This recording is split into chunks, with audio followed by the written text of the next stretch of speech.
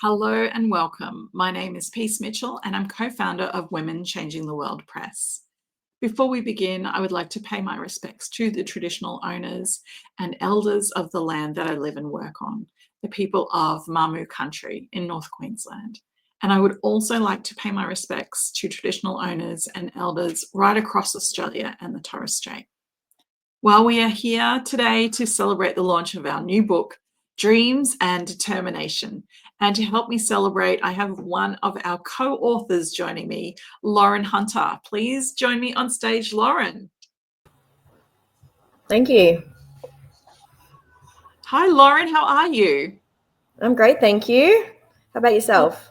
I'm really good. It's wonderful to have you here. And for people who haven't met you before, I would love you to introduce yourself and tell us a bit about you and the work that you do. My name is Lauren Hunter. I'm a proud wife and mum of 3 children. We live in Queensland on the Gold Coast. Some of the work that we do or that I do is mainly in the healthcare space. So we own 3 mobility stores, one down in Tweed Heads, one in the Gold Coast, and we just recently opened one in South Brisbane. We've also got an occupational therapy mobile business. We've also got a allied health physio practice in Mermaid Beach. And we've also got a podiatry / structural physiotherapy as well. We also got some other projects in consulting, and we're about to import our own products for our mobility company. So a lot going on. That's incredible, Lauren. Hard to remember everything. So many amazing businesses and such a huge impact through the work that you're doing in really helping people. So Absolutely. I love that. Yeah.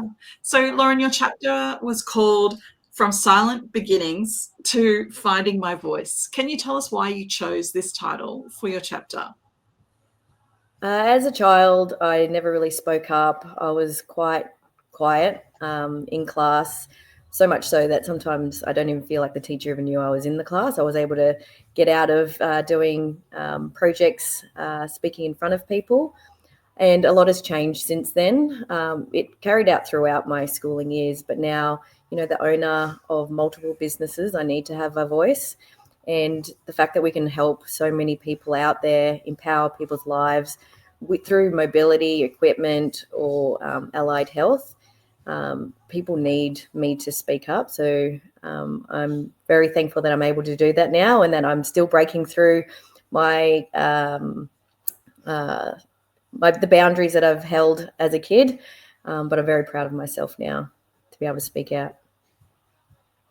That's amazing. In your chapter, you talk about the fact that you were the quiet child in the class. Was there a moment or a turning point where you developed your confidence? Can you tell us about your journey to becoming more confident with speaking out about your ideas? Yeah, so like I mentioned, as a child, very quiet. I think it happened when I was in year 2, and I was speaking to the class about a holiday we went on. It was show and tell. And, kids can be cruel sometimes, and they were laughing at me. And from that moment on, I sort of, became very quiet. But I feel that once I sort of got my license and I started getting jobs, I started coming out of my shell a lot more. I got the freedom and empowerment in myself to be able to do what I wanted to do. And that was sort of the moment. I can sort of picture it, just going out on my own, driving my car. There was nobody sort of holding me back. I was able to do, like I said, what I wanted, and break the shackles in a way. I love that so much. You were pretty incredible. In your chapter, you talk about the fact that you were 22 when you bought your first home. You worked 5 jobs to reach that goal. Can you tell us about this, and where did that drive and determination come from?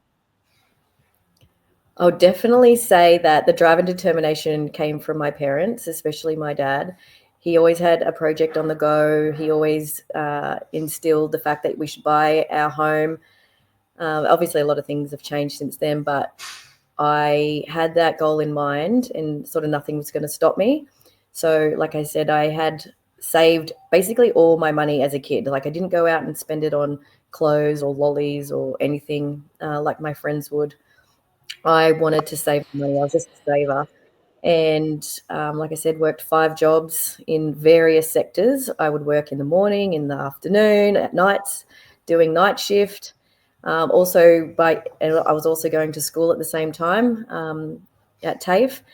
I just had that drive. I just wanted to achieve it, and when I did, it was an amazing feeling. I'm very impressed with myself to be able to achieve that at 22. It's a cool story. It certainly is. And can you tell us about, you've built and created an incredibly successful business now. Does that drive and determination from, when you were 22 still show up in your business now? Can you tell us a bit about this and your motivation to achieve big things? Yeah, so 22 is when I bought my first house, but it was probably 10 years later where bought my first business. And, sometimes you sort of get thrown in the deep end. You don't understand exactly what's required. But from that moment, I, gave it everything I had.